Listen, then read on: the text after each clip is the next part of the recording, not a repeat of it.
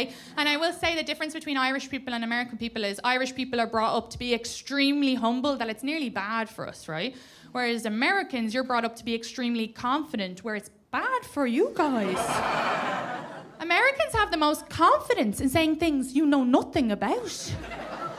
My boyfriend had an argument with me, a full-blown argument about Europe and certain thing they do there, and then a month later I found out he didn't even own a passport. I was like, how dare you?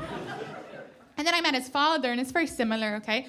Because his father started telling me that Ireland was not part of the EU. And like, yes, I don't call myself European, but I know we're part of the EU. And he's never been to Ireland. And I was like, no, we are. And he was like, And I was like, since 1973. I remember that from the test in school.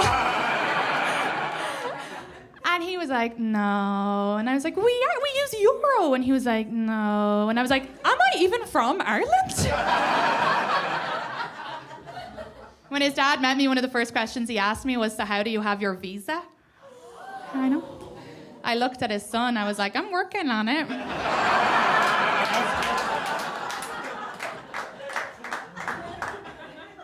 So I never judge people on their family.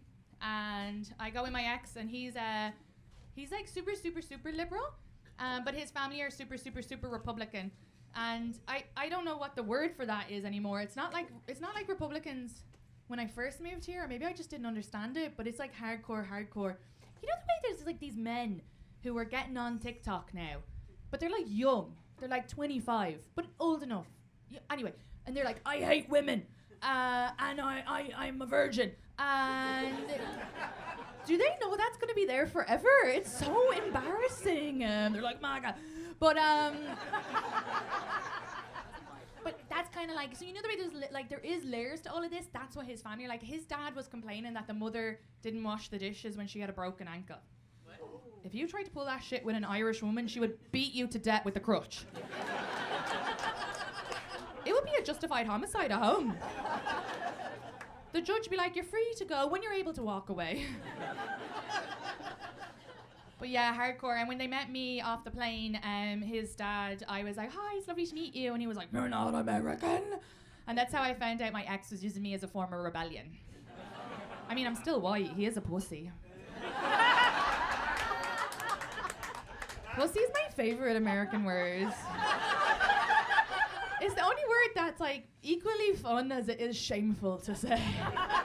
Pussy. And then he said, well, how do you have your visa? So I obviously thought it'd be appropriate time for a joke, so I pointed at his son and I go, I'm working on it. And he hated that. Then he said, well, where are you from? And I said, Ireland. And then he stared at me for a really, really long time. That's the end of the sentence for me. Like, I'm not going to say Kildare. He's not going to know where Kildare is. And he just kept staring and he kept staring. And I was like, oh my gosh, I don't know what else to say. And this is really embarrassing for any of the Irish in the room, but I go, I'm European. And I think maybe Gen Z are feeling more European than the previous generations, but I don't know. I guess because we are island people, we forget we're island people because it's raining. It's still an island. And then we go to the mainland and they're so fancy. They eat like croissants and fruit and stuff for breakfast. And all the men seem gay. It's a very different culture, so. But so I don't really feel confident in my Europeanness, but I am European. But anyway, he looked at me and said, Ireland is not a part of Europe. By the way, I cannot do an American accent. I don't know what the fuck that was. I think I mean, Ireland is not a part of Europe. That's what he's like to me. But the thing is that there are some people in your country, and unfortunately they're just a lot louder than the people who aren't like this. But they'll say things with the most confidence, zero education. Whereas Irish people will have all the education, but the least confidence. I think it has to be a hang-up of being colonized, and I think it's like some sort of generational trauma, because we just can't, you know, like if you were like, your name's not Katie, I'd be like, what the fuck is my name? Tell me my name. So he goes, Ireland is not a part of Europe, and I went, what? He goes, yeah. And I go, fuck, I haven't read the news in a while. I'm sick of paying €4 for the Irish Independent. I'm all headlines. I was like, did they Irish exit out of Europe and no one fucking told me? Classic.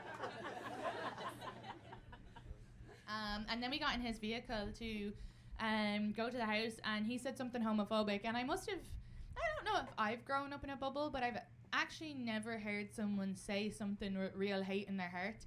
Do you know what I mean? It's usually, especially in Ireland, I've heard some crazy shit, but it was men trying to be funny. And you'd be like, it's not fucking that, Mark.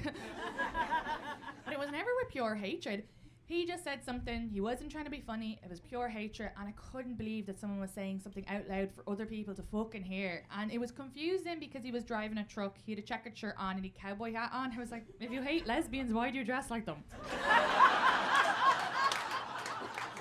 That's appropriation. But this cruise had never had another Irish person on this. I know this because when I got on the cruise, I had an Irish passport at the time and an American green card. And because we were leaving the country, those details need to be put in properly. And the woman was like, no, I'm sorry, I'll just have to put in America because I can't find Ireland. And I was like, you have to put in Ireland. She was like, I just can't find it. And I go, we just found out it's in Europe.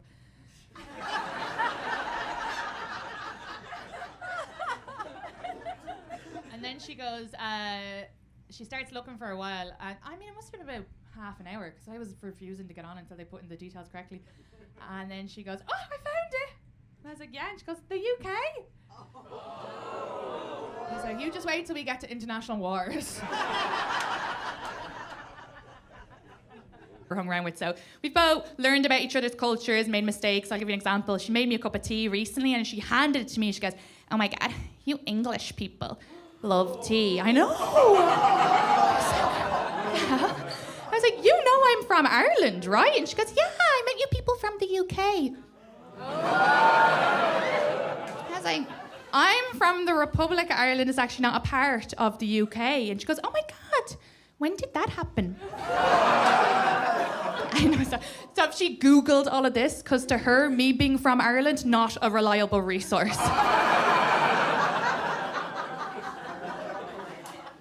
I'd never get mad at her because she doesn't know. That's fine. She's never been to Ireland. I don't know things about her religion. And I'll give you an example. This is so embarrassing. I get really embarrassed when I say this. I know. Okay, wait. So I used to work in Williamsburg. I don't know if you guys have been in Williamsburg, but for 6 months working there, when I was walking around, I thought Hasidic Jewish people were Amish people. I genuinely thought, oh my God, it's so great. They gave up their ways and horses to move to Brooklyn for electricity.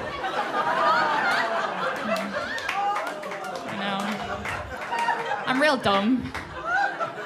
When I told my friend Tori, though, she wasn't offended. She was like, that's why I thought you moved to America. It's like, fair play.